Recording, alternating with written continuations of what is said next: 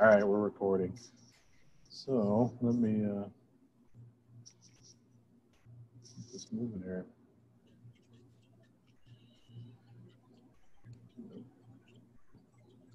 So everybody can see the presentation? Is it in a full screen mode for you? Yeah. All right, perfect. I'm a dual screen, so it's a lot easier. I can slide stuff off there so there's no blockages for you as well. All right, so GD&T, and I know I've talked about this on some homework from when I did submission responses on there. GD&T controls three different like characteristics of a component, and those three are form, orientation, and position.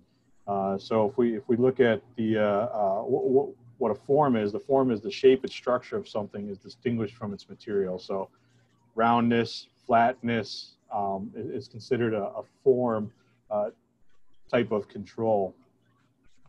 Orientation is how the position is in relation to something else, right? So if we think about an angle, or is it perpendicular, we can understand that how that feature is orientated to some another feature that's on the part as well. I didn't do position, did I? So, and position is very similar too. So position is its actual location, its physical location on the part too. So if we look at, we went through the first or second week of class, form GD&T. So form is flatness, straightness, circularity, and cylindricity. So all four of those features are features that don't have to necessarily be in relation to something else, right? So something is flat, it's flat. It's not flat in relation to another surface. It is just considered flat. Straightness is the same thing. Circularity as well too, right? It's either round or it's not. It's not round compared to something else. Orientation, which we're going to discuss tonight, is determining perpendicularity, parallelism, and angularity. Some of the form features play into this orientation. We'll talk about that a little bit tonight too, but orientation piece is kind of that second step in GD&T that now starts to put things in a relationship to each other. I know why I don't talk about positions, because we're talking about next week. So some terminology, perpendicularity. So again, kind of stolen from the book, nothing new here on my end, but from a perpendicularity as it's defined is a surface, axis, or center plane that is exactly 90 degrees to a datum plane or an axis. The perpendicularity tolerance, it limits the amount of perpendicularity deviation for a surface, axis, or a center plane. And a lot of the components, if you're in manufacturing now, have an implied perpendicularity. So if you notice on any of the blueprints that you've ever created or have looked at, it never states that there's a 90-degree angle on that part. If the angle is not called out, it's implied to be a 90-degree angle. Parallelism is the surface, axis, or center plane equidistant at all points from a datum plane or axis. So some of these are really scientific explanations for, everybody understands what a parallel line is. It's two lines that follow are equidistant apart from each other. Translate that over to 3D surfaces such as a plane, and it's the same exact thought process, but now on a plane instead of the parallel lines that we're used to drawn on paper. Parallelism tolerance just limits the amount of deviation of that parallelism. We're going to talk through what that looks like tonight too. Parallelism allows for modifiers, and then there's we call it planar. But a lot of the surfaces and things that we'll talk about tonight are in relationship to an actual plane, like we just said, not 2D lines, 3D planes. So planar means it's relating to or in the form of an actual plane. The last one we'll talk about tonight is angularity. And angularity is the tolerance of angle that's allowed on the part, but it's specified as a relationship to another plane rather than an actual dimension itself. And we'll get an angularity tolerance, which again, will play out later on in the lecture here, but limits the amount of deviation of the surface, the axis, or the center plane. So taking a look here, this is a feature control frame that shows a perpendicularity tolerance in it. So the way we would read this is the dimension is, or we're saying that the feature is perpendicular within 0.030 inches to datum A. If you're a machinist, you'd call it 30 thousandths. So perpendicular within 30 thousandths to datum A. Implied 90-degree angles. So again, if we look back at that print, if we look down in the bottom right corner, there's no angle given on that print. There's no perpendicularity tolerance given in that location, but we're implying that that's a 90-degree angle based on standard drawing principles. So what is implied as a 90-degree angle? So center lines and lines that depict features that are shown at right angles with no angle specified. So not only is it outside edges of parts, but it also is hole locations, slots, any other feature that's in the part that is not controlled by an angle. In that case, the tolerances are controlled by what's ever in the title block tolerance or in a general note on the prints. So let's talk about implied 90-degree angles. So figure A shows a part, 2 holes drilled into the part, 50 millimeters long by 10 millimeters wide. Says, unless otherwise specified, all angles are plus or minus 2 degrees. The figure B on the bottom shows what the part could look like and what the tolerance zone looks like. So if we take a look at, we lay the part up on its short edge, so it's sticking up taller than it is laying down wide, we see how big that tolerance zone grows as it gets to the top of the part. Whereas if we lay it down the other way, we show how small that tolerance zone gets down at gets at the top of the part.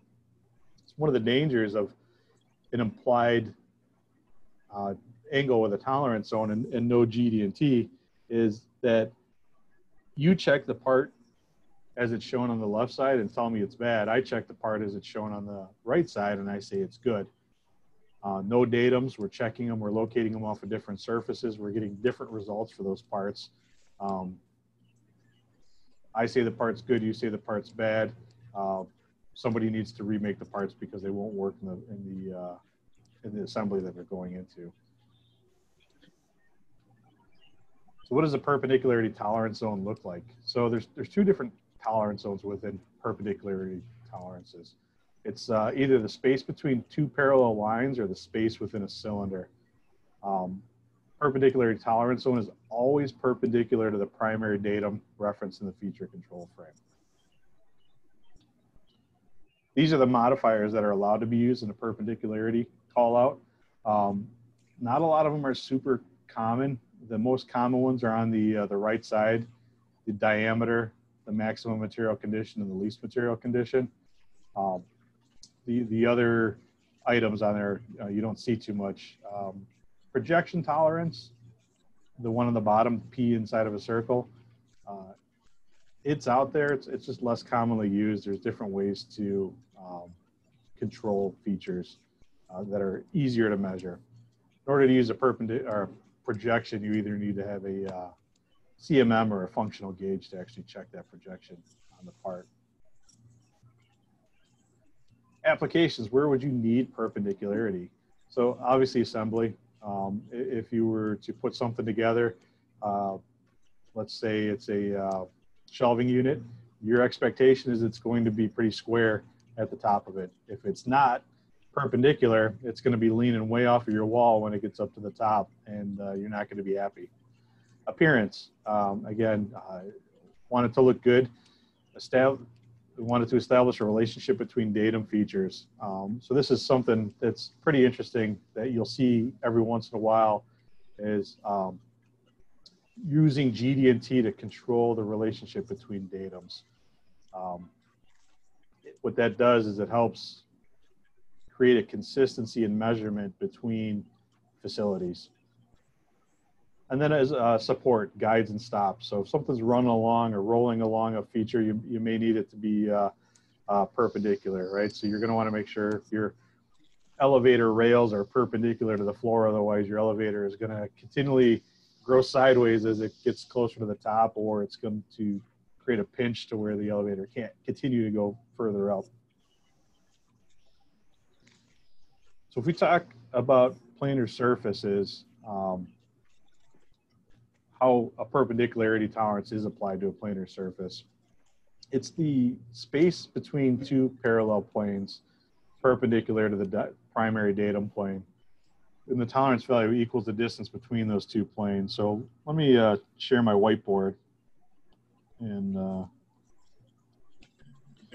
you can't, this is when things went haywire last time. So let's hopefully it goes better. Did everybody see the whiteboard?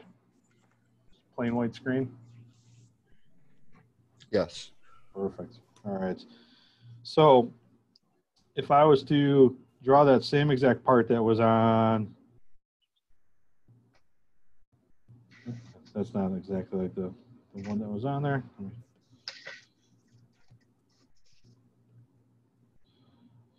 Looks like that part that we were showing on the one title slide when we got into perpendicularity. This was considered datum A. This face was to be perpendicular within 30 thousandths to datum A. So my feet, this is my feature control frame here. And this is my datum over here. So the way that we would read this perpendicularity tolerance is we have a plane that is determined by this face of the part right here. What the perpendicularity tolerance does is creates two sets of planes where the total distance between those planes equals what you would see inside the feature control frame. The line itself of that face of that part, that plane, every surface of the plane that is controlled by the perpendicularity tolerance has to fall between those two red lines. So your face, your part can look like this. There's a little bit out, but at the bottom. But if it looked like that and it still fell within the planes, it would be considered perpendicular. Tim? Yep. So looking at a datum A and you got that your 90 degree, or what you would call your 90 degree. Mm-hmm. So the top of that could be plus or minus 30 thousandths at the top, as an example, plus or minus at the top. It could be 87 or 93 degrees at the top. Well, it doesn't measure degrees, Dave. What we're measuring is a surface. So if, let's say, we could trig this whole thing out, but if you notice, there's no length dimension given on here, right? We have no idea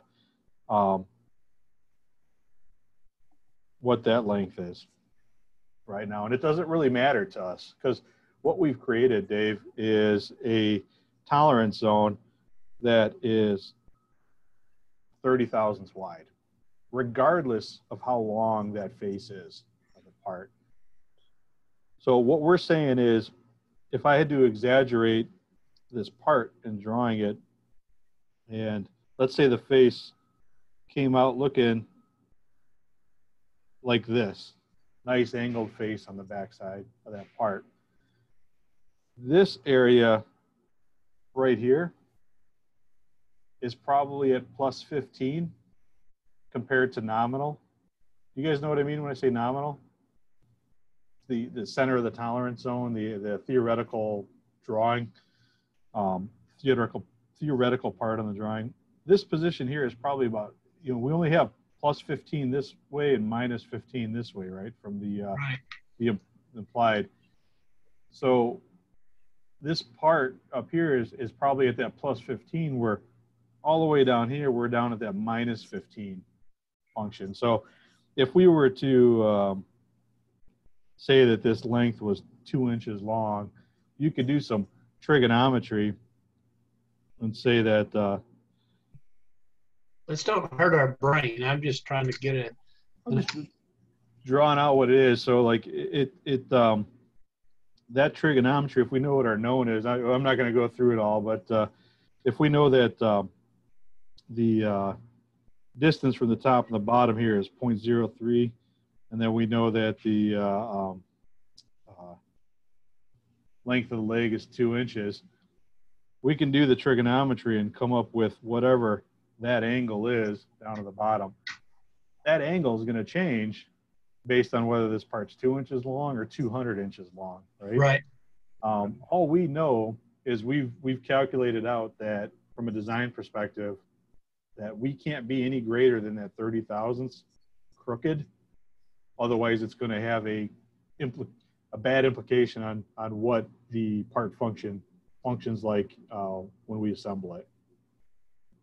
So the tolerance isn't 30 thousandths one way or the other. It's 15 thousandths one way or the other. Exactly. It's a total of 30 thousandths is the total width of the tolerance zone. Okay. And what specifies that that's like split in half, 50 thousandths one way and 15 thousandths the other way? There is nothing, actually. So typically in a part like this, Ashton, right, talking? Yep.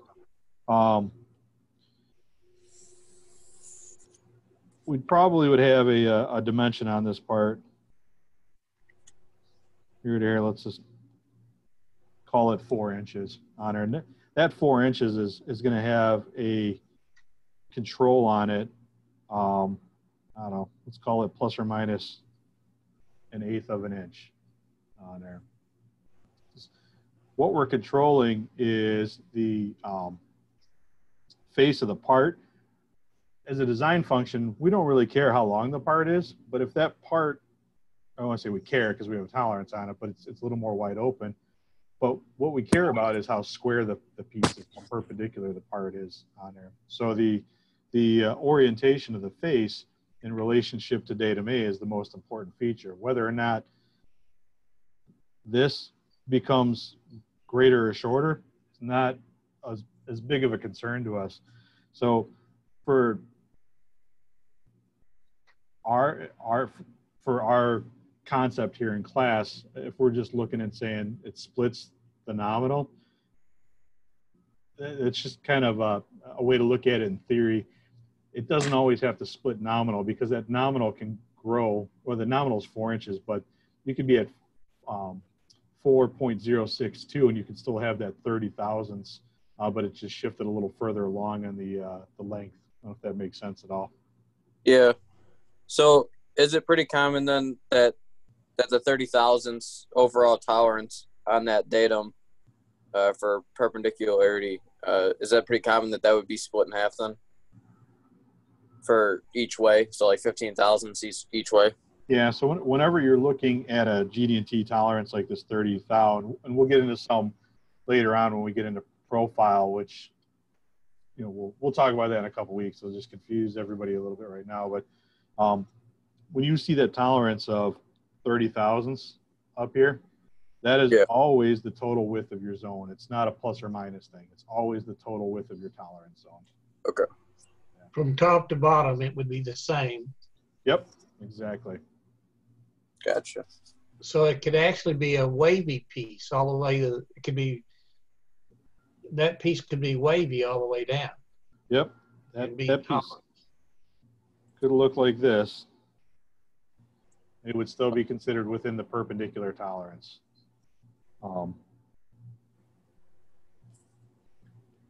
Okay, that makes sense. I'm deleting everything. I deleted too much. Time to get off of this thing. So. All right, let me go back to the PowerPoint.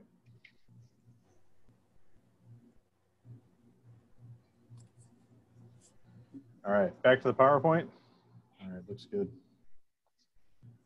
So that's what it means when we talk about the space between two parallel planes. And the tolerance value itself equals the distance between those two planes, right? So the 30 thousandths that we saw was the distance between the two red lines that we showed on there. In the case of perpendicularity, the tolerance also actually limits the flatness of the surface, right?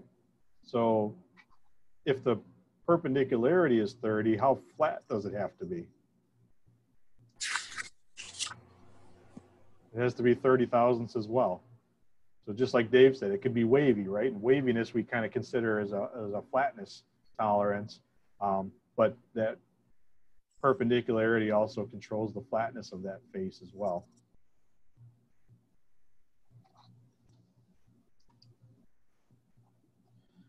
So perpendicularity with multiple datum references. So what we showed was a perpendicularity with a single datum reference. You can have perpendicularity with multiple datum references. It's still the same, right? The space between two parallel planes. The only difference is it's now orientated to both datum planes. The tolerance value still equals the distance between those zone planes, and the tolerance limits the flatness of the surface. So I can't remember a time when I've seen perpendicularity called out to two different planes, datum planes, but it is possible and it is legal in the GD&T world. So how would we verify perpendicularity? So first thing we're going to try and do is develop a setup that establishes the relationship between the part and the datum reference frame, and we're going to verify that surface. So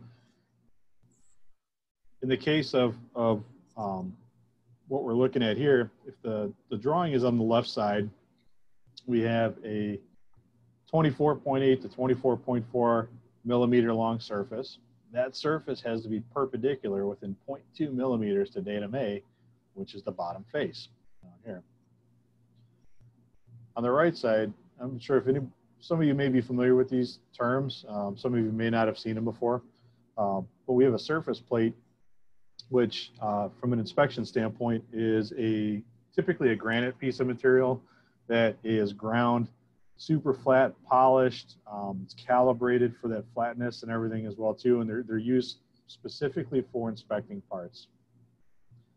What we have here is an angle block, and again, they make tight tolerance metrology angle blocks to use for purposes like this. And then we have a dial indicator. And I don't know if any of you guys taken like the metrology class and things too. I don't know if that's something that, I'm not sure what the sequence of classes looks like for this program. But the way the dial indicator works is the needle, when it contacts a surface, moves up and down and spins the dial around. It tells you how far off of zero that you are. And this is just a base for that indicator that allows you to move it up and down to set it to the desired height of the part. You notice what they've done in this setup is they've isolated the part so that only datum A is making contact with that angle plate. And that's pretty important because we only have a single datum reference here. And if we were to take that part and slide it all the way down so that this face was making contact with the surface plate and then datum A was making contact with the angle plate, we don't know which face we're actually locating off of. Is it the face that's contacting the surface plate that's controlling this feature, or is it the face on the datum A on the angle plate? So we would take that part, depending on how big it is, you might just hold it up against the angle plate with your thumb, with your hand on the back side of the surface plate, and then you would run that indicator over that surface. And if that indicator went any greater then a 30 thousandths, 0.03 inches total movement on the indicator. I'm sorry, 0.2 millimeters. I'm thinking back to the other one. If that indicator moved more than a total of 0.2 millimeters, you're out of tolerance. If it stays within the 0.2 millimeters movement, then you're within tolerance, and that perpendicularity is good. There's other items.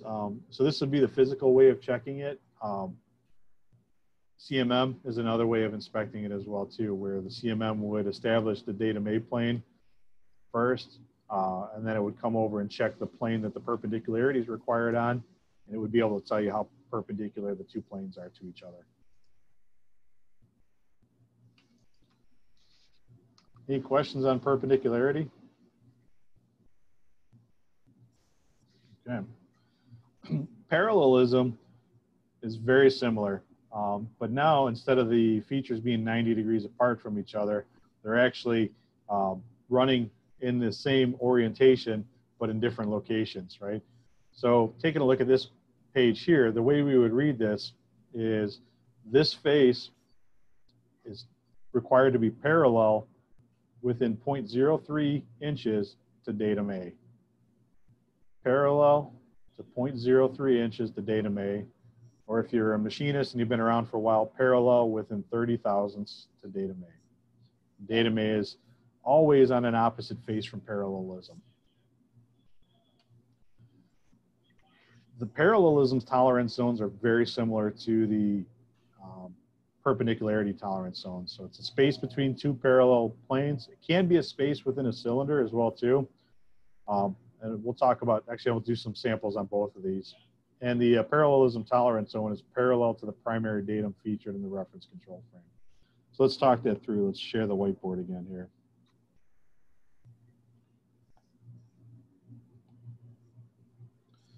All right, so if we were to draw that particular part,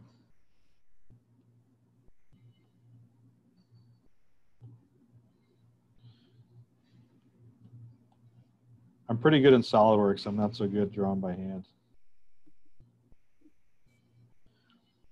So if we were to call this face our datum A,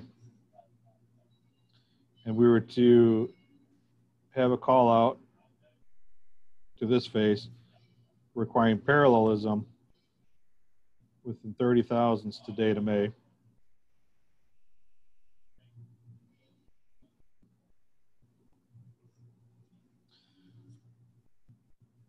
what that looks like is, once again, the very same thing. We have two parallel planes. The distance between those parallel planes is equal to the value shown in our feature control frame. And every feature, or every point on this plane, now I know we're looking at just a side view of it, has to fall within the two parallel planes that are 30 thousandths apart from each other. So again, we could have a, sorry about that, drop my pencil on it. We could have a face that looks like this, and that would be considered within spec. We could have a, oops, too much off, face that looks like this, and it could still be considered good. If for whatever reason made it so that the face came outside of that tolerance zone, that's no good at that point in time. So again, rather than controlling it using angles or angular tolerances, what we're controlling it with is two planes with a distance apart from each other. So that's what we talk about when we say two parallel planes. Space within a cylinder is an interesting one as well too. So if we were to talk holes, get rid of all this stuff here.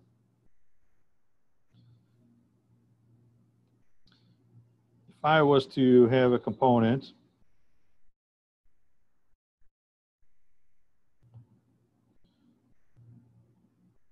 that had two holes in there, those holes, the relationship between those two holes is important.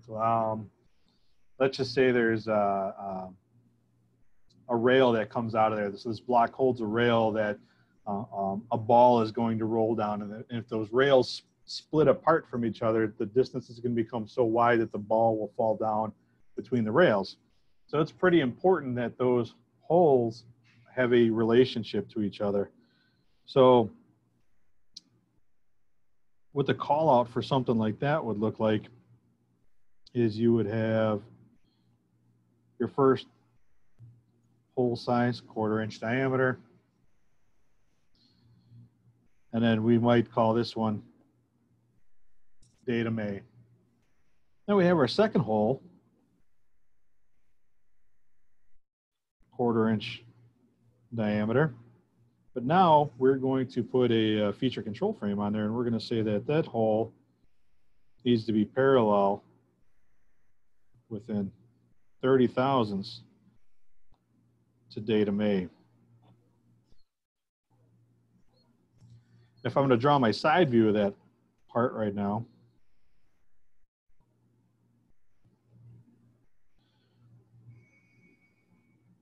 we've got this hole that's cut through the part. We've got this hole that's cut through the part. Each one of those parts has a center line. Each one of those holes, I should say, has a center line going through it. What this parallelism call out here details for us is, and let me draw the center lines up here as well too.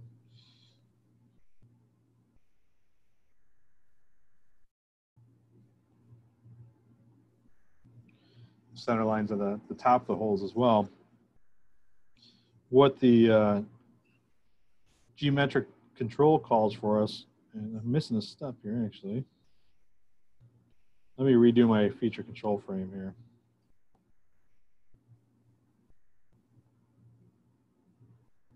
Wrong color.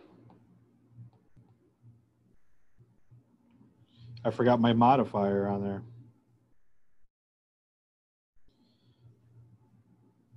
So parallel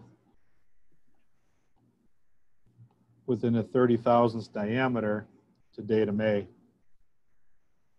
That 30 thousandths diameter becomes a cylinder that goes in the center of that part,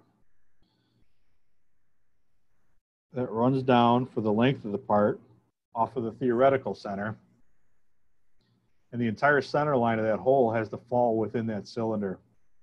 So what that does is it controls how perpendicular the second hole is, or parallel, I'm sorry, how parallel the second hole is in relationship to the first hole.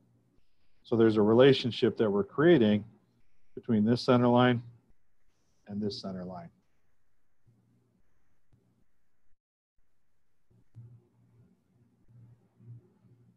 I don't know if you guys are catching what's going on here, but the reason they call it geometric dimensioning and tolerancing is because the tolerance zones are always in a geometric shape.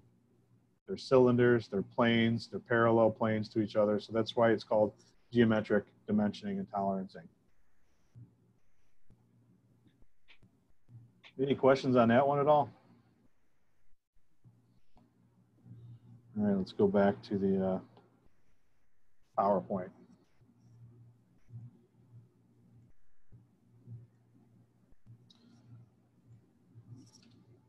So again, modifiers that can be used on the parallelism are the same exact thing as perpendicularity. So when we look at what the example that I just shown, I used the diameter symbol modifier.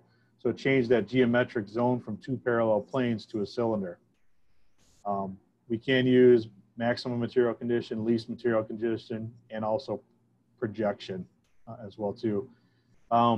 Flatness requirements, restraint requirements, and statistical process control, they're out there. They're not super common. It's good to know that they're available to you. But these four on the right side are going to be the ones that you see the most often with the parallel tolerance. Where would you want parallelism to be designed into your part at? support, right? So if you're going to distribute load or reduce wear, you're going to want even support on there. If the part is not parallel, one surface is going to lay flat, the other one is going to be off, and it's not all the weight that's loaded onto that top surface is not going to be evenly distributed amongst the component. Assembly, maintain a uniform gap. I'm sure many of us have put something together that doesn't fit well, and you wanted it to look nice. But you can see this nice light gap sticking through the part. And then performance, linear motion. The example we just used with two rods sticking through a hole. Flat surfaces as well too, from a performance standpoint. If it's not parallel, it's not going to necessarily perform like you had expected it to. Parallelism applied to a planar surface. So that was our first example. So it's the space between two parallel planes, and that tolerance value does equal the distance between the tolerance zones. So again, if it shows 30 thousandths in the feature control frame, the distance between the two parallel planes is 30 thousandths, not plus or minus 30 thousandths. Just like perpendicularity, the tolerance does limit the flatness of the surface. It can be wavy, but as long as that flatness stays within the confines of the two planes, we're going to have a good piece. Where parallelism is applied to a diameter at RFS, so RFS stands for regardless of feature size, the diameter symbol may be used to indicate a cylindrical tolerance zone. So that's the second example that we went over. The tolerance zone is parallel to the primary datum plane, which we showed it as to an additional hole, and the axis of unrelated actual mating envelope located within the tolerance zone. So kind of a mouthful there. Actual mating envelope has to do with the fits based on the size of the hole. It's something that we're not going to dig into too deep here. How do we measure parallelism? Again, we're trying to establish a relationship between the part and the datum reference frame. We're looking to verify the surface, axis, or center plane within a tolerance zone. So same example, a lot of the same setup, except we're now missing the angle plate that's on the part. So we've got our surface plate, precision ground, inspection grade surface plate. We've got our indicator. We've got our indicator stand, and we've got our part. Datum A is this bottom face down here. We're asking that this top face be parallel to datum A within a certain amount. Let's just say 0.2 millimeters again. We're going to either move the indicator around on the top of the part from corner to corner, front to back, and try to capture as much of the surface as possible, or move the part around underneath the indicator. And again, if the total needle movement is less than 0.2 millimeters, then we're considered within tolerance. The total indicator movement is greater than the 0.2 millimeters, then we're out of tolerance.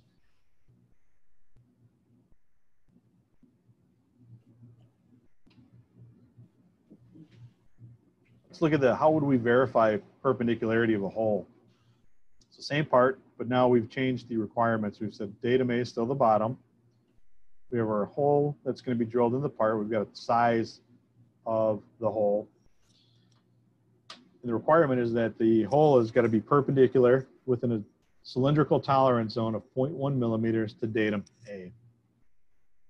And the interesting thing is this is what we call regardless of feature size, RFS.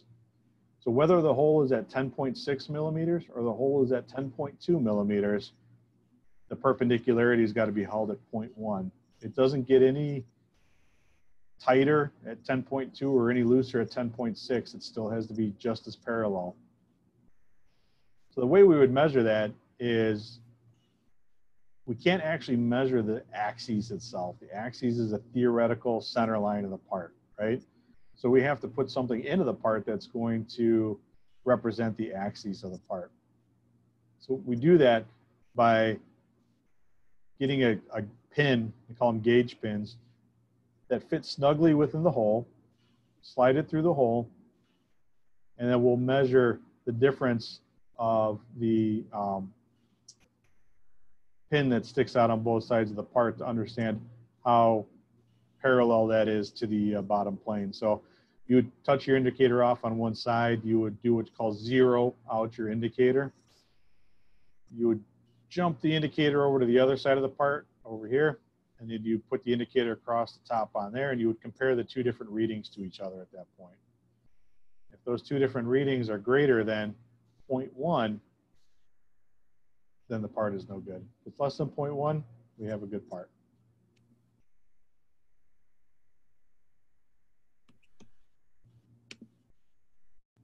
Any questions on parallelism? Perpendicularity and parallelism, pretty easy concepts to grasp. Something you have all probably dealt with on your in your daily life. Things that you can see and easily recognize, geometrical terms that you've probably used for most of your life as well too.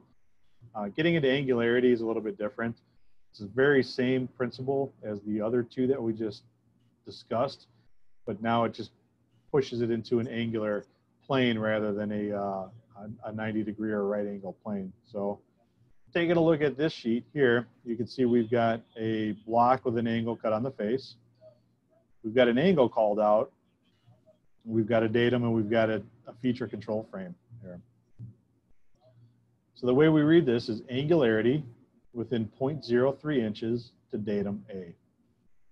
Angularity within 0.03 inches to datum A. You guys notice anything special about this dimension? It's calling out the angle.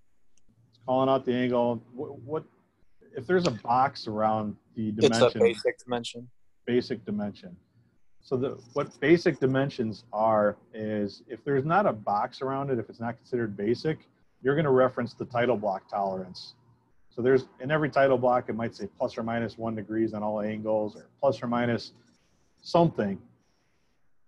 So if you don't put basic around here, you now have conflicting tolerances because you'll have a 60 degrees plus or minus something based on what the title block says, and then you'll also have an angularity control on there. So basic tolerance, anytime you see a basic tolerance, or I'm sorry, basic dimension on a part, you have to go find the GD&T that tolerance is referencing. It should be the first thing your eyes are drawn to. Let's talk a little bit about angularity. You're going to start to see a common theme here, right? So what does the angularity tolerance zone look like? The space between two parallel planes. The only difference is now is that those planes are in relationship to that angled surface. Angularity can also be the space within a cylinder too. So imagine if you have two holes that are drilled at a 45-degree angle to each other. You can still put up an angularity tolerance on there and measure those holes, the center line of those holes in relationship to each other. The angularity tolerance zone is oriented by specified dimensions relative to the primary datum referenced in the feature control frame.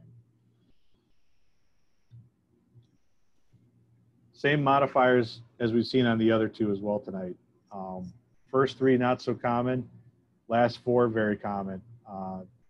Diameter symbol, maximum material condition, least material condition, and projection, kind of the least common of the last four, but more common than the first three. So where do you need angularity tolerance? You've got clearances, you've got lead-in angles, or just plain old support. So we have a machine here at Scott Forge that is a deep hole drilling machine. So it can drill holes 500 inches deep inside of a part. And it uses high pressure oil inside there to keep the drill lubricated and to help flush out the chips created when the drill goes in there. In order to create that seal for that oil, we have to put lead-in angles on the parts to actually seal the part off itself.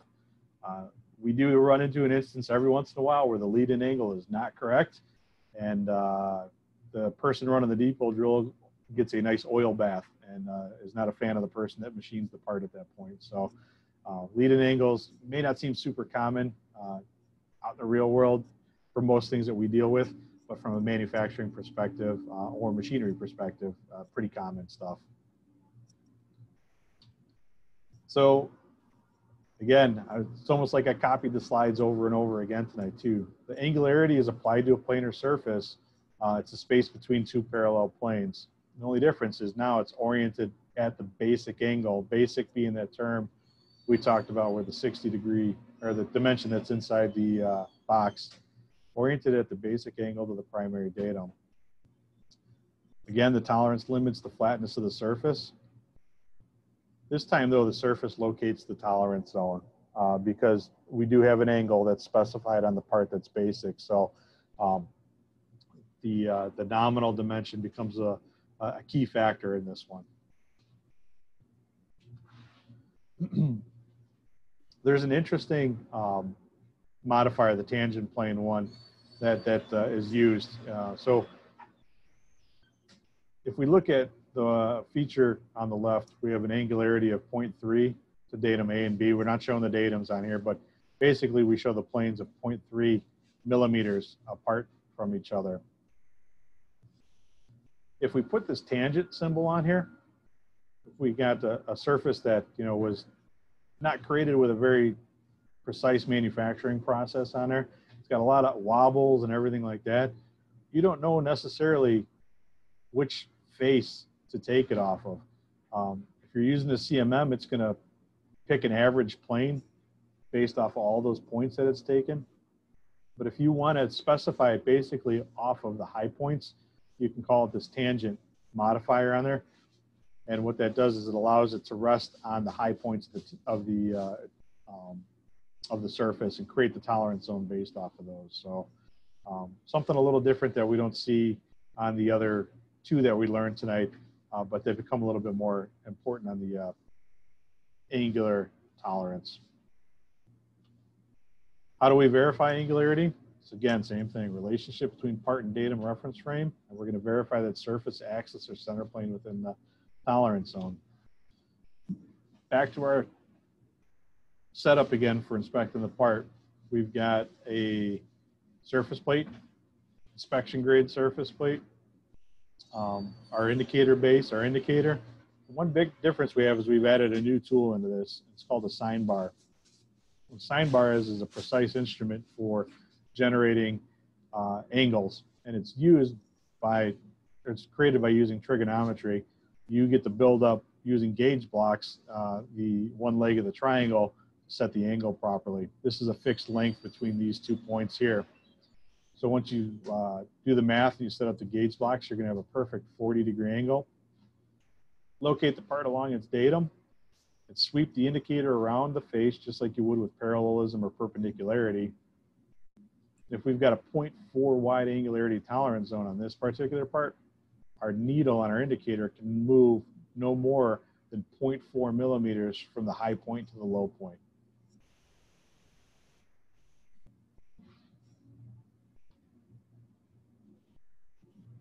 If we were to measure an angled hole, things get to become a little bit more complicated on here. If we took a look at this drawing, we have a 4.2 millimeter plus or minus 0.2 millimeter diameter hole drilled at a 40-degree angle in relationship to the center line of this part here.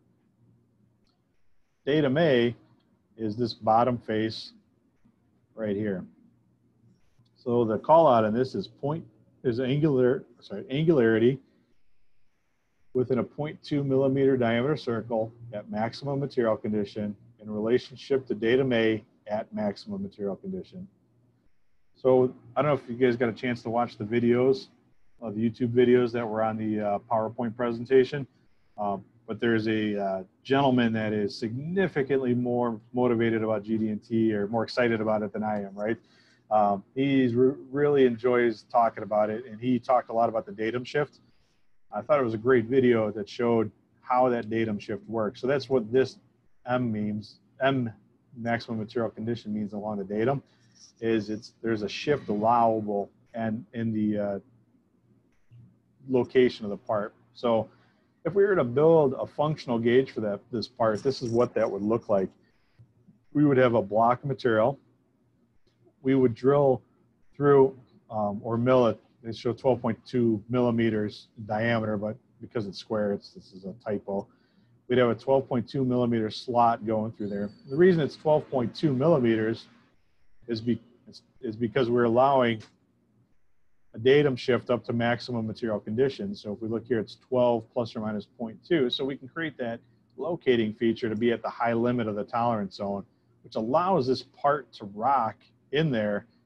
We can allow it to rock so where it fits within, the gauge pin will fit inside the hole. So that we have a fixed plate that's located somewhere up here. It's at an exact 40-degree angle. You slide the part in, you put this pin in, it should mount into this hole up here. If all goes in there, it's a good part, functional gauge-wise. Again, could be checked on a CMM as well too, and the CMM will do a lot of these calculations for you, so you don't have to build all the functional blocks to measure the part. So this is like a go, no-go gauge for checking the angularity of that hole. That's our last slide.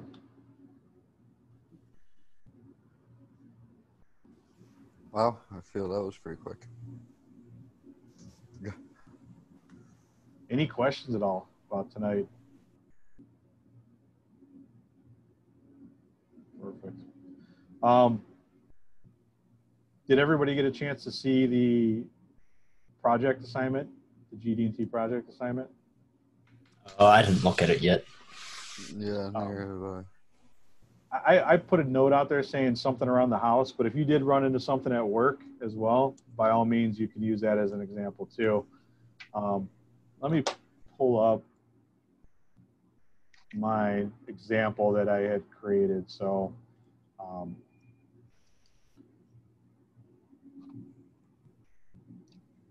this project idea came to me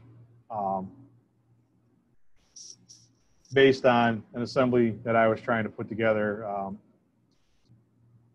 couple weeks ago too. So what ended up basically happening is we're assembling legs to a stool. So we bought some new stools for our kitchen, and these screws came pre-assembled into the leg. You had to slide that leg into two pre-drilled holes, or those screws into two pre-drilled holes, and then tighten a nut along there. I don't know if it's easy to see, but let me zoom in on this a little bit too. This particular screw it's got a wood screw thread on the one side, and it's got a machine screw thread on the other side. So they would use some type of tool and screw the wood screw side into the actual stool leg on there. Whoever assembled this one, you can almost see it really good in the shadow too, put it in at such an angle that there was no way it was going to fit into the stool itself. So, you know, these components are made overseas, they're shipped over, we all spend a lot of money on our furniture and our things around our house, and it's just an absolute bummer when it doesn't go together, right? So what I wanted everybody to do was just, you know, look around our house, think about something they put together or something at work that they've done that didn't go together like it should have gone, and write a problem statement for what happened. So for my problem statement, it's, you know, assembling the legs of a new stool. One of the pre-installed screws was crooked, see picture 1, making it difficult to assemble the leg to the stool. The feature it needed to be assembled to had pre-drilled holes, see picture 2. The end condition of the angled screw made it so that the leg could not be assembled into the component. So describe what happened and why it didn't work. If you have some pictures, snap some pictures. If you got to hand sketch some stuff out, hand sketch some stuff out as well too. And then think about how you could have, as a quality person working for that company, how could you have made it so that that problem never made it to the customer? In the case of my problem, I said the addition of a simple go, no-go gauge and inspection prior to packaging would have made it so the quality problem would have not reached the customer. The holes in the gauge would be drilled to match the spacing on the stool, and the assembler would be required to check that the gauge can be slid over the screws and touch the leg. So I drew something up quick in SolidWorks and said, okay, if I had a 2x4 block of wood and I drilled the 2 holes here to be spaced to match these two, and if the person that assembled these had to slide this over the top of that before they put this into the box, they would have known right off the bat whether or not it was going to fit into the stool itself. Simple solution to a problem that caused me a lot of pain. When you develop your solution, I don't care, again, if you hand sketch it out, if you type up instructions, sometimes it's not necessarily even the assembly itself that's bad. It's just the order of operations that somebody created for instructions, or it was the way that you thought it needed to be assembled together too. But the way I look at this from a GD&T perspective is, based on tonight, if there was an angularity call out for these holes, they could have solved the quality problem on here, right? But then they need to verify that by using the go no-go gauge. There's a bunch of different ways that they could have toleranced this and then created an inspection method to that tolerancing to ensure that I would have been able to properly assemble this stool together too. But I thought it'd be good for everybody to see it from a real life perspective. Don't worry about using GD&T terms. You can use geometry terms, perpendicular, location, things like that. But don't try to overthink it and say what type of GD&T should have been applied to it.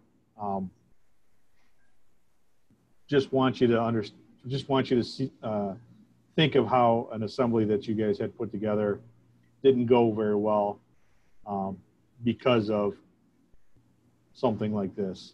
Wasn't inspected properly, maybe not have been designed properly, or maybe we just didn't follow the proper sequence of steps.